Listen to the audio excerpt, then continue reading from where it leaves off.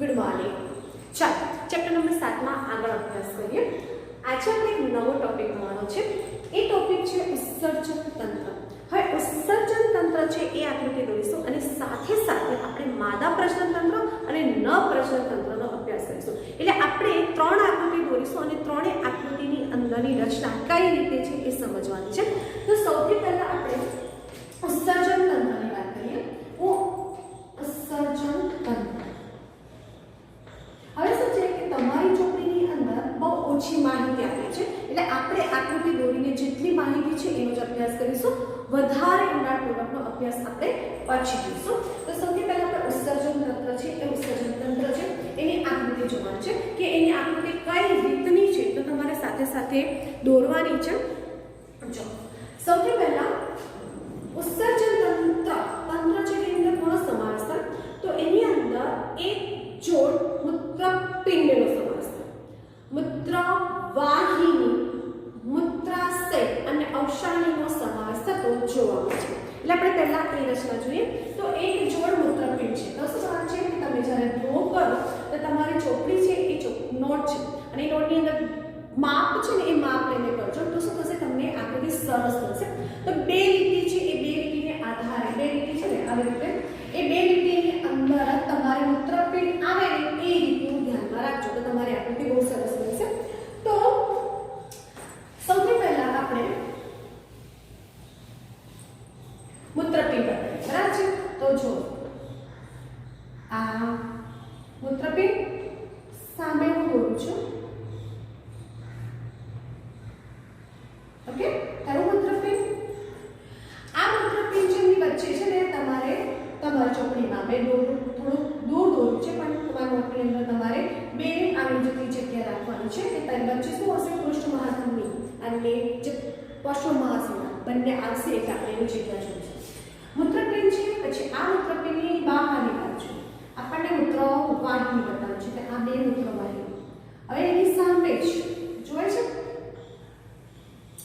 હવે એની જે તમારે બહુ જાડી પણ નહીં દોરવાની, બહુ સાંકડી રચના દોરવાની બરાબર છે। આ દોર્યા સરખી રચના દોરી, આમ દોરી તો સરખી રચના બરાબર છે। પછી અહીંયા અવસાની આ રીતે દોરવાનું છે અને આ અવસાની બરાબર છે અને અહીંયા આ જે છે એ અહીંયા ખુલેલું બતાવી દઈએ કારણ કે આપણે એનું નામ લખવાનું છે। પછી અહીંયા આપણે મૂત્રાશય છે, આ મૂત્રાશય બતાવી દઈએ અને અહીંયા છે ને મળાશય,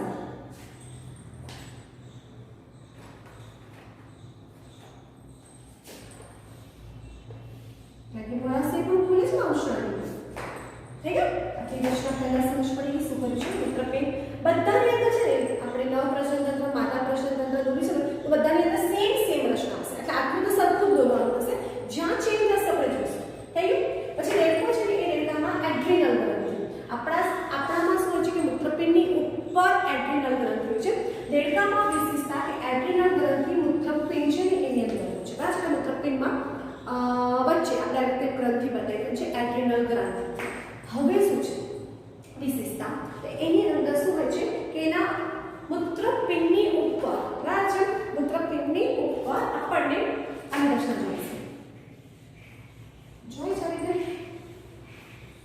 શું છે એનું નામ છે મેદકા, નામકરણ આપણે કરીએ છીએ। તો જોઈએ પહેલા આપણે જેટલું દોર્યું છે એનું નામકરણ કરીએ। તો જો આનું નામ છે મેદકાય, આનું નામ છે મૂત્રપિંડ, એની અંદર જે આવ્યું છે એડ્રીનલ ગ્રંથિ, આ છે તમારે મૂત્રવાહિની, આ છે મૂત્રવાહિનીનું છિદ્ર, મૂત્રવાહિનીનું છિદ્ર, અહીંયા તમારા આવશે અવસાની, આ તમારા આવશે અવસાની દ્વાર, આ તમારું મૂત્રાશયનું છિદ્ર, આ તમારે મૂત્રાશય, અહીંયા તમારે મળાશય, જો નામકરણ। હવે શું રચના દોરવાની છે આપણે ઉત્સર્જન તંત્ર છે કે ઉત્સર્જન તંત્રમાં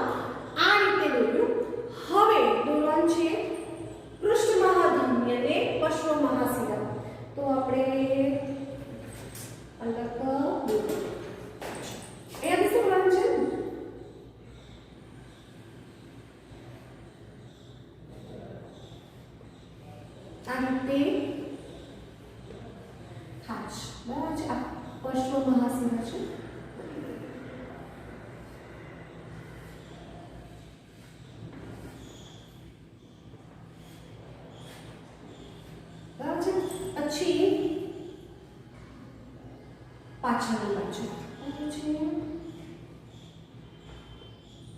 અહીંયા હોય ને તો થશે અહીંયા થશે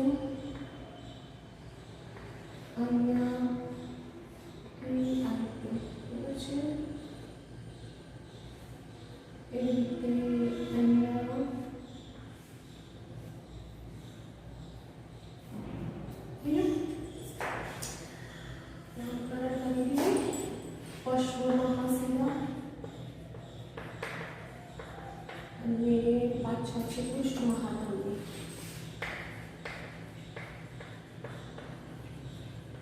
આકૃતિ કમ્પ્લીટ. હવે આપણે સર્જન તંત્ર વિશે કરીએ. તો જેટલું છે ને જ્યારે પણ બાયોલોજીમાં થિયરી ભણવાની હોય તો પહેલાં આકૃતિ દોરવાની, અને આકૃતિ દોરવાની પ્રેક્ટિસ કરજો. જેટલી સરસ આકૃતિ તમને ફાવશે એ તો તમને લખાણ ઇઝી પડશે. આકૃતિ વગર કોઈ દિવસ થિયરી થાય નહીં. હવે આકૃતિ દોરી, હવે જોઈએ લખાણ. ઉત્સર્જન તંત્ર. તો દેડકાની અંદર ઉત્સર્જન તંત્ર આવેલું છે, અને આ જે ઉત્સર્જન તંત્ર છે એની અંદર આપણને એક જોડ મૂત્રપિંડ, એક જોડ મૂત્રવાહિની, અવસાણી આવેલું જોવા મળશે. ઓકે, તો જે છે એને જોઈએ. સૌથી પહેલા એક જોડ મૂત્રપિંડ. મૂત્રપિંડ ક્યાં છે? ઉદરગૃહમાં હશે, અને કરોડ સ્તંભની પાર્શ્વ બાજુએ આપણને એક જોડ મૂત્રપિંડ આવેલા જોવા મળશે. મૂત્રપિંડ છે એ મૂત્રપિંડની આપણે રચના જોઈએ. તો મૂત્રપિંડ છે ને એ મૂત્રપિંડની બહારની સપાટી કેવી છે? બહિર્મુખ છે, અને અંદરની સપાટી આ રીતે શું છે? અંતર્મુખ. આવી રીતે ખાંચવાળી રચના જોઈશે. બરાબર? તો મૂત્રપિંડ છે એ મૂત્રપિંડની બહારની સપાટી બહિર્મુખ છે, અને અંદરની સપાટી આપણને શું છે? ખાંચવાળી. મૂત્રપિંડ નિવાહ આવેલા હોય છે. આપણે નિર્દેશ કરવાની ખાંચવાળી છે એવું સમજીએ. આ જે મૂત્રપિંડ છે એ મૂત્રપિંડની અંદર આપણને મૂત્રનું નિર્માણ થશે. હવે કેવી થશે? તો જો પૃષ્ઠ મહાધમની છે એ પૃષ્ઠ મહાધમની રુધિર લઈને આવે. તમને ખબર છે કે ધમની છે એ અંગોને રુધિર પહોંચાડે છે. તો અહીંયા શું થશે? ધમની રુધિર લઈને આવે છે, અને મૂત્રપિંડમાં રુધિરનું શું થાય? શુદ્ધિકરણ થાય. તો અહીંયા શું થશે કે ધમનીઓ છે એ ધમની અંદર દાખલ થાય. બરાબર? આ ધમની દાખલ થાય, અહીંયા દાખલ થઈ બતાવે છે. તો શું થશે? અહીંયા આવીને શું થશે? તમે 9th માં ભણી રહ્યા છો કે મૂત્રપિંડ છે એ મૂત્રપિંડની અંદર પૃષ્ઠ મહાધમની અને જે ધમનીકાઓ છે એ મૂત્રપિંડમાં દાખલ થશે, અને ધમનીકાઓ છે અંદર જઈને ફાટાઓમાં વિભાજિત થશે. બરાબર? તો આ રીતે શું થશે? ફાટાઓમાં શું થઈ ગઈ? વિભાજિત થઈ ગઈ. ઓકે, હવે મૂત્રપિંડ છે એ મૂત્રપિંડની આંતરિક રચના જોતા તેની અંદર મૂત્રપિંડ નલિકાઓ આવેલી જોવા મળશે. મૂત્રપિંડ નલિકા, અને આ જે મૂત્રપિંડ નલિકા છે તે મૂત્રપિંડનો રચનાત્મક અને ક્રિયાત્મક એકમ છે. તો અહીંયા શું થશે? આપણે મૂત્રપિંડ નલિકા દોરીએ છીએ. આ મૂત્રપિંડ નલિકા છે એ મૂત્રપિંડ નલિકા જ્યાં ફાટાઓ છે એ ફાટાઓ છે. આ મૂત્રપિંડ નલિકા છે એનામાં પહોળો જે ભાગ છે આ ભણી છે. તો શું છે? મૂત્રપિંડ નલિકા છે એ મૂત્રપિંડ નલિકામાં સૌથી આગળનો ભાગ છે એ ઊંધા પ્યાલા આકારની રચના છે, જેને બાઉમેનની કોથળી તરીકે ઓળખવામાં આવે છે. ત્યાર પછી ટૂંકો ભાગ ગ્રીવા કહેવાય છે. પછી અહીંયા એક ગૂંચળું બનાવે છે જેને નિકટવર્તી ગૂંચળું. પછી યુ આકારના પાસની રચના કરાવે છે, હેલેનનો પાસ, અને ત્યાર પછીની રચના ધરાવે છે દૂરસ્થ ગૂંચળું. દૂરસ્થ ગૂંચળુંમાંથી સંગ્રહણ નલિકા બરાબર, અને ત્યાંથી તે મૂત્રવાહિનીમાં ખુલે છે. એટલે શું થશે? આ બાઉમેનની કોથળી, ગ્રીવા, નિકટવર્તી ગૂંચળું, પછી હેલેનનો પાસ, પછી દૂરસ્થ ગૂંચળું, પછી એ સંગ્રહણ નલિકામાં ખુલે છે. આ જે છે ને સંગ્રહણ નલિકા, લીલાની નળી પણ આવશે, પણ અહીંયા સંગ્રહણ નલિકા, અહીંયા સંગ્રહણ નલિકામાં ખુલે છે. ઓકે, આ સંગ્રહણ નલિકા, અને પછી એ સંગ્રહણ નલિકા છે એ મૂત્રપિંડમાંથી બહાર આવે. જોવાય છે બહાર આવે ત્યારે એનું નામ શું બની જાય છે? મૂત્રવાહિની. તો અહીંયા મૂત્ર આ ધમની છે, ધમનીકા રુધિર લઈને આવી ને તો આ રુધિર છે રુધિરનું ગાળણ થશે. આખી જે પ્રોસેસ છે 10th 9માં ભણી ગયા છો, એટલે અહીંયા ડાયરેક્ટ જ તમારા સિલેબસમાં ડાયરેક્ટ જ આપેલું છે કે કેવી રચના છે. આપણે મનુષ્યની અંદર ઉત્સર્જન તંત્ર જે 10મા ધોરણમાં ભણી ગયા છો, સેમ પ્રોસેસ બરાબર છે. અહીંયા બતાવવા થાય છે એટલે અહીંયા ડિટેલ્સ નથી આપેલી. એટલે શું થશે કે મૂત્રપિંડ નલિકા, બાહ્યની કોથળી, પછીનો ટૂંકો ભાગ ગ્રીવા, પછી નિકલ પટ્ટી ગુચડું, હેલેનો પાસ, દૂરસ્થ ગુચડું. એટલે અહીંયા શું છે શોર્ટમાં આપણે કહીએ કે અહીંયા શું થશે કે જે રુધિર છે અહીંયા જે રુધિર કન્ટિન્યુઅસ રુધિર આવશે ધમની પૃષ્ઠમાં રુધિર લઈને આવશે, કન્ટિન્યુઅસ મૂત્રપિંડમાં રુધિર આપશે અને મૂત્રપિંડમાં શું થશે શુદ્ધિકરણની ક્રિયા થશે. એટલે એમાંથી નક્કામાં દ્રવ્ય છે એ નક્કામાં દ્રવ્ય ગળાતા જશે અને ગળાતા જશે અને આ મૂત્રપિંડ નલિકામાં આવશે અને એ મૂત્રપિંડ નલિકા જે મૂત્રપિંડ નલિકા એનામાં નક્કામાં દ્રવ્ય આવે, સંગ્રહણ નલિકા છે સંગ્રહણ નલિકામાંથી મૂત્રવાહિની મારફતે આ નક્કામાં દ્રવ્ય છે એ મૂત્રવાહિનીના છિદ્ર દ્વારા અવસાની માર્ગે શું થશે મૂત્રાશયનો સંગ્રહ થશે, મૂત્રાશય સંપૂર્ણ ભરાઈ જશે અને પછી મૂત્રાશયનું સંકોચન થશે અને અવસાની દ્વારા વખતે મૂત્રનો ત્યાગ થતો જોવા મળે છે.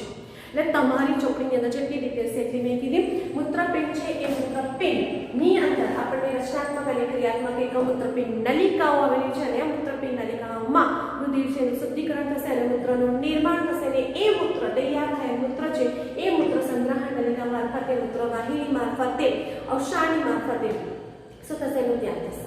ઓકે, તો આ તમારે છે ઉત્સર્જન તંત્ર છે એ ઉત્સર્જન તંત્ર અમારી ચોપડીની અંદર જે માહિતી છે એની વાત કરીએ. ઓકે, હવે આપણે આવશે ઉત્સર્જન તંત્ર પતિનું. હવે આપણે નવ પ્રજનન તંત્ર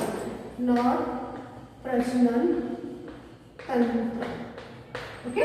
હવે નવ પ્રજનન તંત્રની આકૃતિ દોરવાની છે તો આપણે કેવી રીતે આકૃતિ દોરવાની છે એ જોઈ લઈએ. ઓકે, તો સેમ જેટલું દોરતું હતું. અહીંયા એક મેદકાય છે. મેદકાયનું કાર્ય શું છે? મેદકાય શું કરે છે કે એ ચોમાસાની ઋતુમાં બહાર આવે છે તો જેટલો પણ એને એવું લાગે કે હવે ચોમાસું પૂરું થવાનું, હવે મને શું થશે ઊંઘી જવું પડશે, બરાબર છે. એટલે એ ઊંઘી જવાનું છે એટલે એના પહેલાં શું કરે મેદકાયમાં ખોરાકનો સંગ્રહ કરે. મેદકાયમાં ખોરાકનો સંગ્રહ કરે અને જ્યારે એ ગ્રીષ્મ નિદ્રા અને શીત નિદ્રામાં હોય એ દરમિયાન એક મેદકાયમાંથી ખોરાક મેળવે છે અને જીવંત રહે છે. ઓકે, એટલે મેદકાયમાં ખોરાક મેળવે છે, ચરબી પછી ખોરાકનો સંગ્રહ થાય છે અને એમાંથી પોષણ મેળવે છે. ચલો હવે નર પ્રજનન તંત્રની અંદર આ નથી દોરતા, બાકી બધું દોરી દઈએ સેમ રચના, બરાબર છે. સાથે સાથે માનવ પ્રજનન તંત્ર પણ દોરી દઈએ, બરાબર.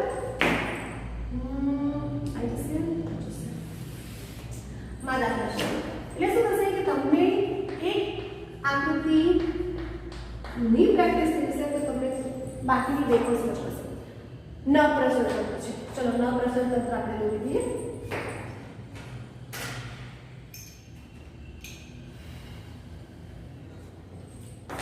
શું કરીશું પહેલા મૂત્રપિંડ દોર્યા.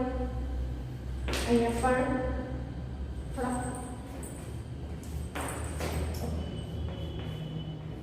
મૂત્રપિંડ દોર્યા. ઓકે, ચલો એની ઉપર મેદકાય.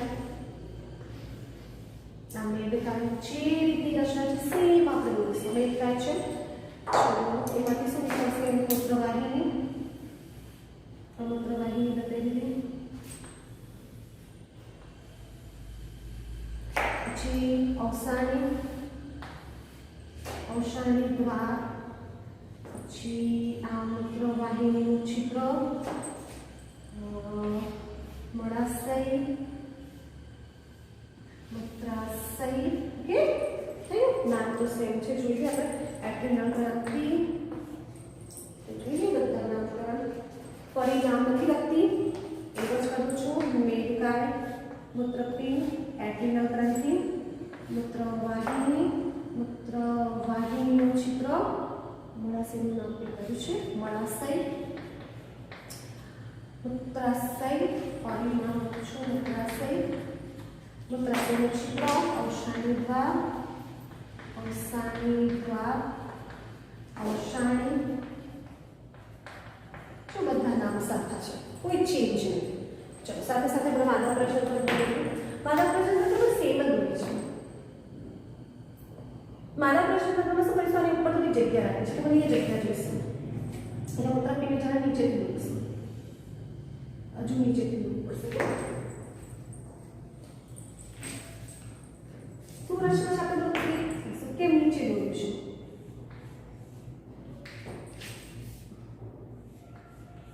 મૂત્રપિંડ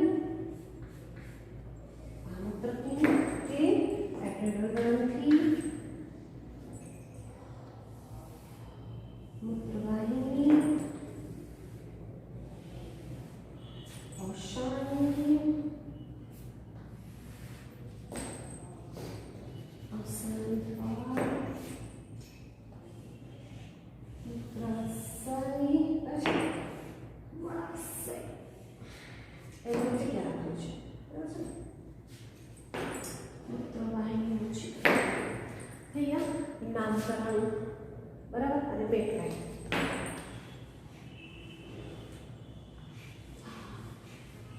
ટીચર આ તો ત્રણે આકૃતિ તો સરખી છે. વિશેષતા શું છે સમજો. એ એક આકૃતિ છે ઉત્સર્જન તંત્રની. એ ઉત્સર્જન તંત્રની આકૃતિને સેમ દોરી વચ્ચેનો ભાગ મેં પહેલા જ કીધું કે આના સેમ જ્યાં જ્યાં વિશેષતા છે ત્યાં લઈશું.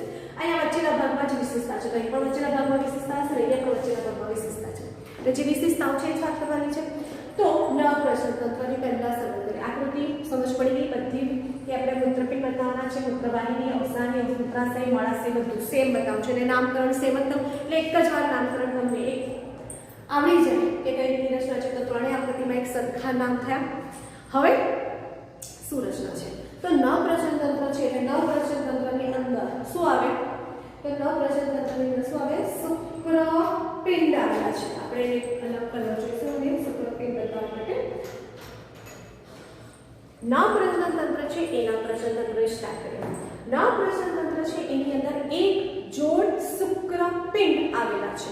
અને આ જે શુક્રપિંડ છે લંબગોળ આકારની રચના છે, ગુલાબી રંગની રચના છે. અને આ શુક્રપિંડ છે એ મૂત્રપિંડની ઉપર ગોઠવાયેલા છે. તો શું કરે છે? ગોઠવાયેલા છે ને તો આ શુક્રપિંડ છે જોવાય છે જો કદાચ આ શુક્રપિંડ આ રીતે ગોઠવાયેલા છે આ રીતે. અને એ જે શુક્રપિંડ છે એ શુક્રપિંડ મૂત્રપિંડ સાથે શુક્રપિંડ બંધ વડે જોડાયેલા છે. એટલે મેં આ રીતે બે એક જ બતાવ્યા, બે શુક્રપિંડ હોય છે. ઓકે, તો મેં એક એ રીતે બતાવ્યા કે જે જોડાયેલું છે. અને બીજું હું બતાવીશું કે બંને વચ્ચે કઈ રીતે જોડાયેલું છે. એક શુક્રપિંડ મેં દૂર બતાવ્યું છે કારણ કે શું પ્રોસેસ છે સમજવું પડશે ને આપણને. ઓકે, તો શું થશે કે શુક્રપિંડ છે એ શુક્રપિંડ આ રીતે જોડાયેલા છે પણ મેં એકને દૂર કરીને બતાવ્યું છે. બરાબર છે? શુક્રપિંડ આ રીતે જોડાયેલા છે પણ સમજવા માટે મેં શું કરે છે દૂર બતાવ્યા છે. એટલે શું થશે કે તમને કદાચ શુક્રપિંડ છે એ શુક્રપિંડ આ રીતે મેં દૂર બતાવ્યું. ચલો, એક જોડ શુક્રપિંડ આવેલા છે. શુક્રપિંડમાં શું તૈયાર થશે? શું ઉત્પન્ન થશે? શુક્રકોષ. ઓકે, તો આ શુક્રકોષ અહીંયા ઉત્પન્ન થઈ ગયા. આ શુક્રકોષ તૈયાર થઈ ગયા. હવે એ શુક્રકોષો છે એ શુક્રકોષો અને શુક્રકોષો જે તૈયાર થયેલા છે એ શુક્રકોષો છે એ શુક્રકોષો આપણને અહીંયા 10 થી 12 પાતળી નલિકાઓ જે રચના ચોકસે જેને કહે છે શુક્રવાહિકા. તો તમે જો નામ છે ને એ નામ આપણે નવા કયા આયા? તો એક નામ આવ્યું શુક્રપિંડ. શુક્રપિંડ છે એ શુક્રપિંડમાંથી 10 થી 12 આપણને શું આવેલું છે? શુક્રવાહિકા.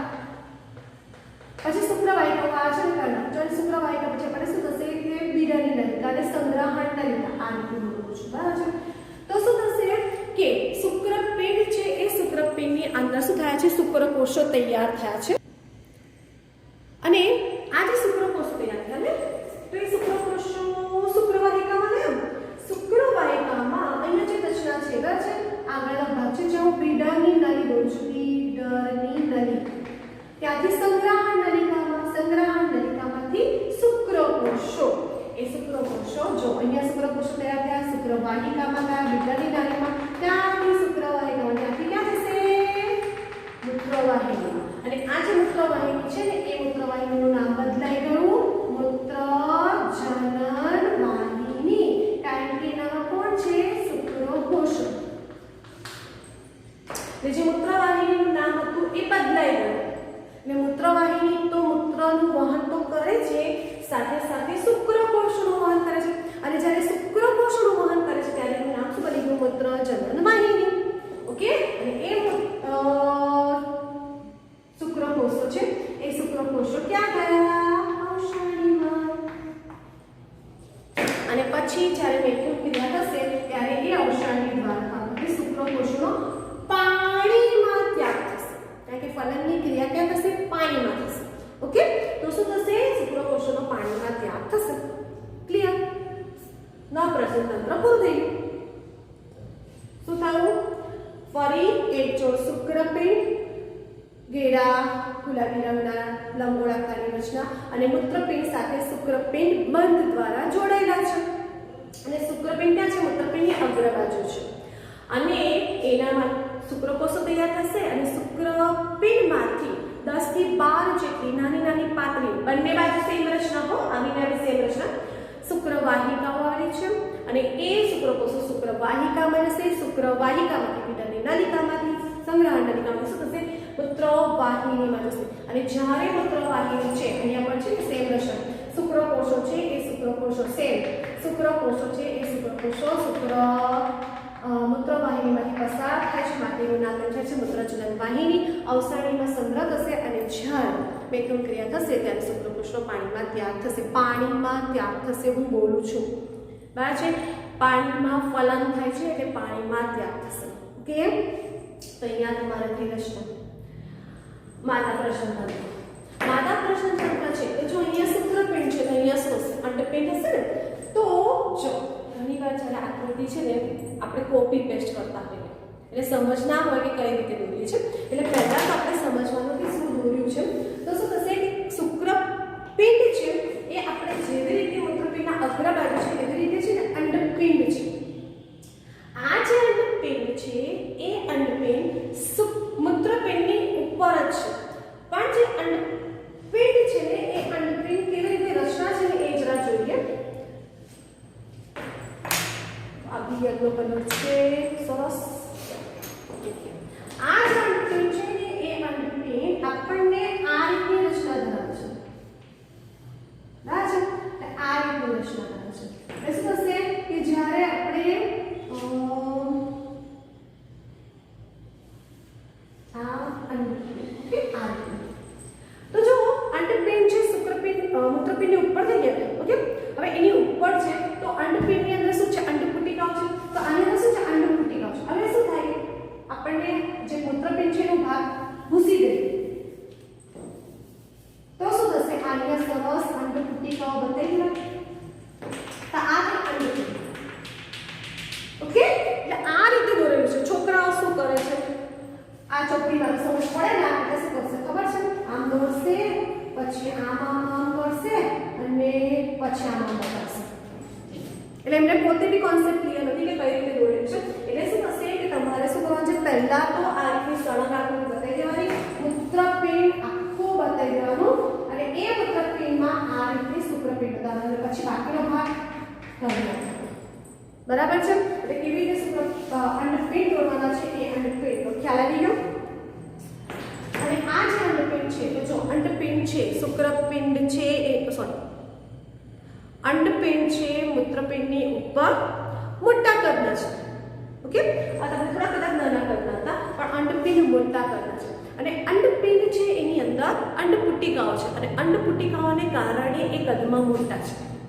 અને અંડપુટિકાઓ છે જેમાં શું થશે કન્ટિન્યુ શું થશે અંડકોષો ઉત્પન્ન થતા જોવા મળે છે એટલે અહીંયા તમારે અંડપિંડ બતાવે છે એટલે ગોળ ગોળ રચના બતાવી છે એ અંડપુટિકાઓ છે અંડપુટિકાઓ છે એ અંડકોષો ઉત્પન્ન કરશે સાથે સાથે એની અંદર આપણને શું થાય છે અંડવાહિની આવી જોવા મળશે અને આ જે અંડવાહિની છે એ અંડવાહિની આપણે કેવી રચના છે એ જોઈએ તો અંડવાહિની છે એ અંડવાહિનીમાં જો આ ભાગ અંડવાહિની દોરું છું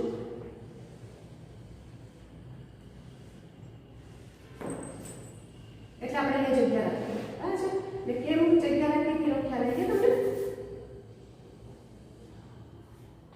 અને આ અંડવાહિનીમાં આપણને અંડ દોરતા છે પછી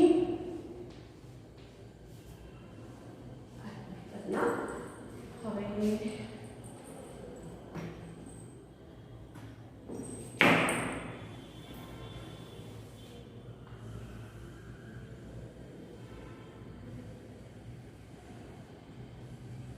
जो ये दो जगह स्टॉप कर दीजिए છું એટલે જ્યાં હું છે દોરું છું એ ધ્યાનમાં રાખજો કે ગુચરાવાળી દોરું છું થઈ ગયું પછી આમ દોરું છું આમ ઓકે જોવાય છે કે શું દોર્યું છે જે અંડવાહિની છે એ અંડવાહિનીની અંદર કેવી રીતે રચના છે તો જો આ અંડવાહિની છે એ અંડવાહિનીમાં આપણને અહીંયા અંડવાહિની છે ને એ અંડવાહિની આપણને જે ઉત્સર્જનમાં છે અથવા તો જે મૂત્રવાહિની છે ને એની બહારની બાજુ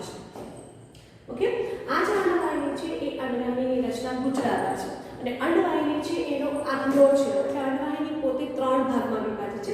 ઉપરનો જે ભાગ છે બરાબર છે એ આપણને ઉપરનો જે ભાગ છે એ આપણને થોડોક ગરણી આકારની રચના છે, અને એ જે ગરણી આકારની રચના છે એને કહેવાય છે અંડવાહિની નિવાબ તરીકે ઓળખવામાં છે. અને અંડવાહિની નિવાબ છે એના આગળના ભાગમાં શું હોય છે? પક્ષમો. આપણે પક્ષમાં નથી છે ભણી ગયા ને, તો એ પક્ષમો હોય છે. અને એ શું કરશે કે જે અંડકોષો છે એ અંડકોષોનું વહન કરવા માટે મદદરૂપ બને છે. ઓકે, તો શું થશે કે અંડવાહિની નિવાબ છે એના આગળ છેડે છે ત્યાં આપણને પક્ષમો આવેલા જોશે, જેને કારણે અંડકોષનું વહન થશે.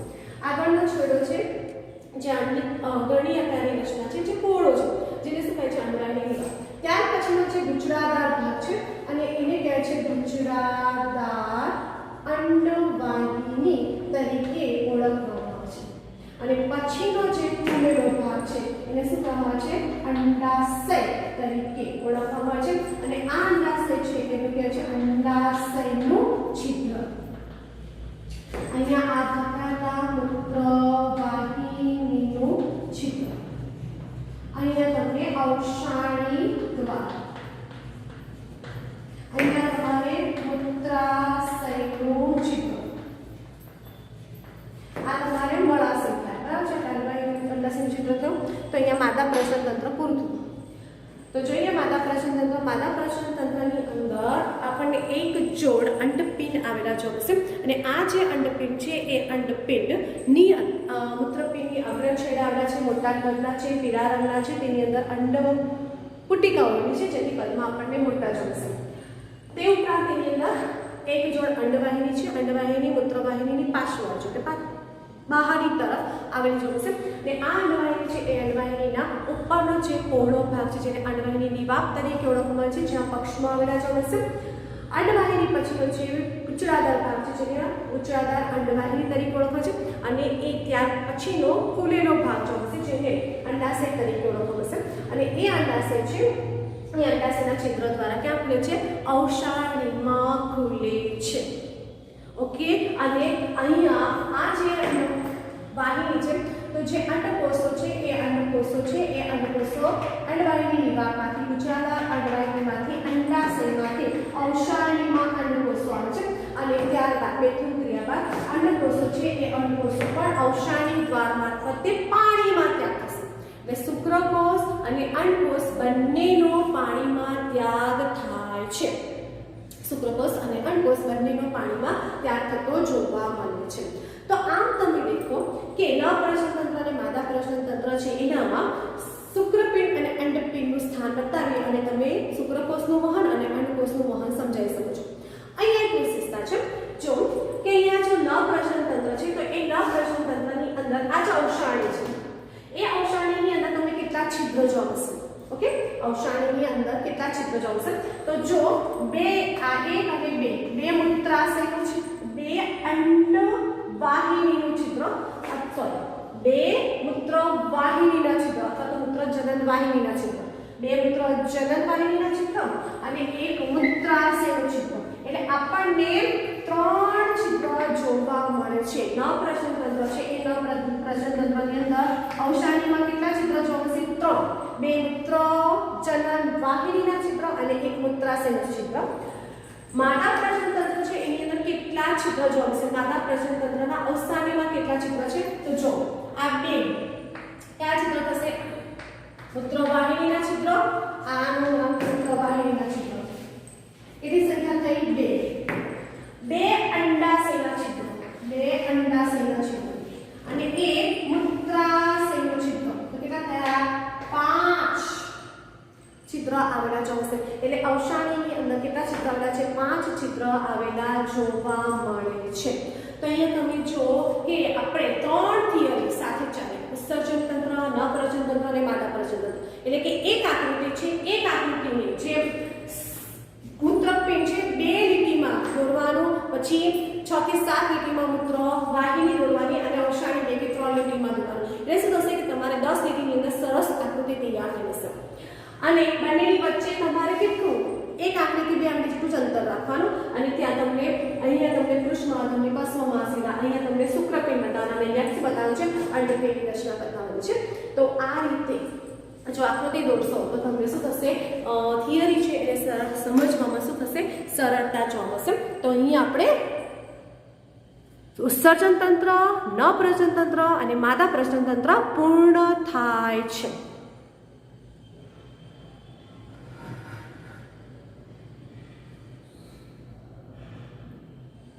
એટલે તમે દેખો કે અહીંયા જે આપણે માદા પ્રજનન તંત્ર છે, માદા પ્રજનન તંત્રની અંદર જો બરાબર નથી જોવાનું તો જોઈ લો કે અહીંયા આપણે અંડવાહિનીની વાપ, બરાબર, પછી અંડવાહિની વિભાગ, પછી ગુજરાદાર અંડવાહિની, ગુજરાદાર અંડવાહિની પછીનો ભાગ અંડાશય. અને આ અંડાશય છે, અંડાશયના છિદ્ર દ્વારા ક્યાં જાય છે, અવસાનીમાં ખુલે છે. ઓકે, અને આ રીતે જે અંડપિંડ છે એનામાં જે અંડપુટિકાઓ દ્વારા જે અંડકોષો ઉત્પન્ન થયા એ અંડકોષો શું થયા, અંડવાહિનીની વાપમાં ગયા અને અંડવાહિનીની વાપમાંથી ગુજરાદાર અંડવાહિનીમાં અને ત્યાંથી અંડાશયમાં ગયા. અને પછી અંડકોષો છે એ અવસાનીમાં ત્યાગ થશે અને જ્યારે મેઘમ ક્રિયા થશે અને ત્યાર પછી આ અંડકોષનો પાણીમાં ત્યાગ થશે. એટલે અહીંયા પણ શું થશે, અંડકોષનો પાણીમાં ત્યાગ થશે. છિદ્રની જે વાત થઈ છે ક્લિયર નથી જોવાતું, અહીંયા જોઈએ કે છિદ્ર છે તો માદા પ્રજનન તંત્રની અંદર જે મૂત્રવાહિની છે તો મૂત્રવાહિનીના બે છિદ્ર થયા, આ મૂત્રવાહિનીના બે છિદ્ર થયા. ઓકે, પછી અહીંયા અંડવાહિની છે તો અંડાશય છે તો અંડાશયના બે છિદ્ર થયા અને આ મૂત્રાશય છે તો મૂત્રાશય છે એના એક છિદ્ર થયો. તો અહીંયા આપણને 2, 2, 4 અને 1, 5 એટલે અવસાનીની અંદર 5 છિદ્ર આવેલા જોવા મળે છે. હવે તમને આકૃતિ જરા ક્લિયર થઈ હશે. તો આ રીતે 3 આકૃતિઓ છે એ 3 આકૃતિને બરાબર સમજજો અને એવું હોય તો ફટાફટ તમે બરાબર સમજીને આકૃતિ દોરશો તો તમને સરળ પડશે. ઓકે, તો જો બરાબર ક્લિયર નથી જોવાનું તો એ અહીંયા મેં ક્લિયર કર્યું છે, એને બરાબર જોઈ લેજો કે કઈ રીતની એની આકૃતિ જોવા મળે છે. તો માદા પ્રજનન તંત્રની બરાબર આકૃતિ જોઈ લેજો.